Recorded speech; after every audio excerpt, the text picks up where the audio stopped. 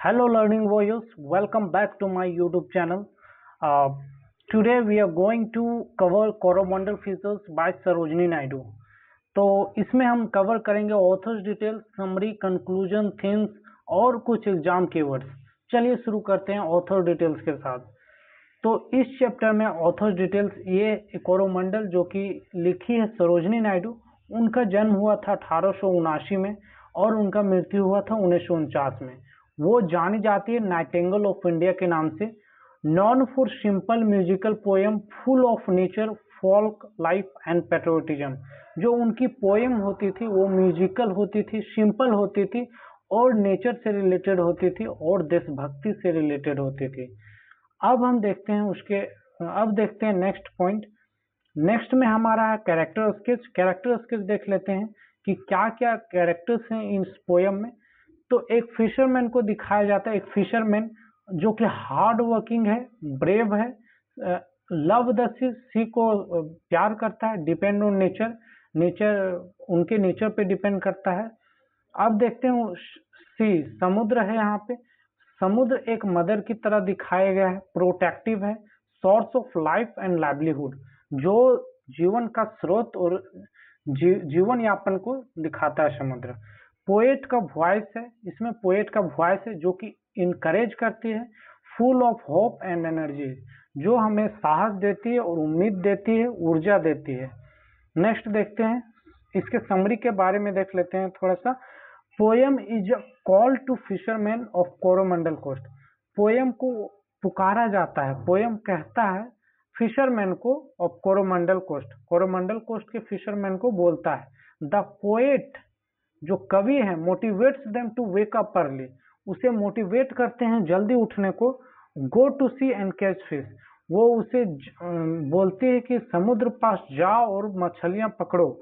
C is described as their mother, समुद्र को दिखाया गया है कि वो उनकी माँ है। क्लाउड एज ब्रदर, क्लाउड को ब्रदर के रूप में दिखाया गया। वेव्स एज कॉमरेड्स, और वेव्स को साथी के रूप में दिखाया गया है। और लाइफ ऑफ फिशरमैन, जो कि लाइफ फिशरमैन का लाइफ है वो सिंपल है but full of courage and unity.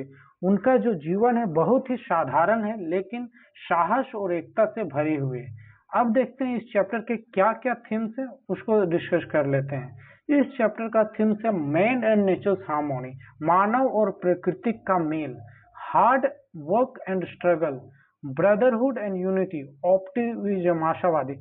तो इसमें हम अपने से जोड़ के लिख सकते हैं, सिर्फ हमें ये ध्यान रखना है मैन एंड नेचर हार्मोनी, इससे रिलेटेड हम बहुत सारा पॉइंट लिख सकते हैं। हार्ड वर्क एंड स्ट्रगल, इससे भी हम बहुत सारा पॉइंट लिख सकते हैं।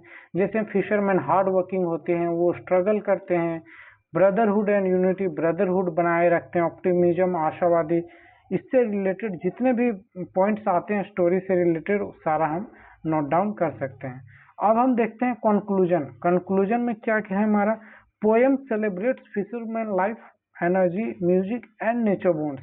जो पोएम है वो फिशरमैन के जीवन को एंजॉय करती है, उसकी एनर्जी को एंजॉय करती है, म्यूजिक को और नेचर के बॉन्ड को एंजॉय करती है, दिखाती है।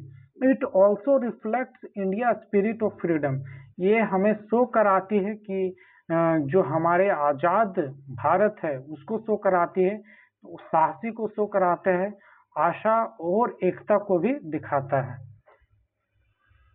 इसमें कुछ इंपॉर्टेंट कीवर्ड्स देख लेते हैं जो कि इंपॉर्टेंट हो एग्जाम के लिए। सी को मदर के रूप में दिखाया गया, जैसे वो हमें मछली देती है, प्रोटेक्टिव होती है, हमें लाइवलीहुड देती है। करेज, साहस को दिखाया गया। फिशरमैन को यूनिटी को दिखाया गया है। नेचर का स्ट्रगल को दिखाया गया, होप दिखाया गया है जो कि सरोजनी नायडू देती है फिशरमैन को शो किया गया है। तो थैंक यू दोस्तों, आज का वीडियो हम यहीं समाप्त करते हैं। If you watch this video till last second, please do some comments, either suggestion और acclamation, and again salute to all hard working minds. Keep learning, keep shining.